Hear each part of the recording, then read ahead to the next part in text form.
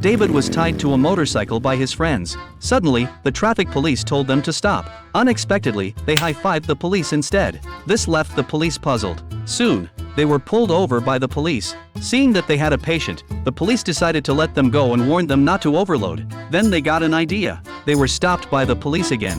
One of the friends told the police the truth. It turned out that David was ill and completely paralyzed, and he only had 1 month to live. So they decided to help him fulfill his wishes before he passed away. The touched police decided to escort them on their way personally. Soon they reached their destination. However, when they arrived at the beach, the scene was completely different from what they had imagined. But they didn't want to give up. They pushed David forward, but David fell down. So they carried David on their backs towards the sea. But soon they fell down again. Finally, they managed to run into the sea successfully. Just as they were excited, they found that David was missing. Turning around, they saw that David was drowning. Fortunately, they rescued David. The next day, the father took David to the park.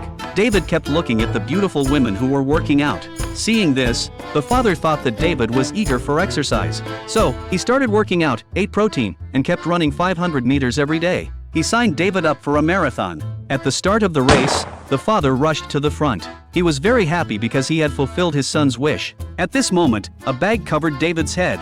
However, the father didn't notice. Fortunately, the father threw away the bag in time when David was in danger. David could finally breathe. Suddenly, the father was exhausted and fainted, and David in the wheelchair rolled forward. The medical staff rescued the father, but David fell into the ditch. He shouted for help, but no one noticed him. After 10 hours, David was found. Reporters thought this was a case of murder. David was watching TV, on which beautiful women were dancing. David's friend understood that he was longing for love, because he had never been in a relationship. David's friend went to all the female classmates in their class and asked if they were willing to sleep with David. As a result, they got 100 slaps. So, how do you think we should help David?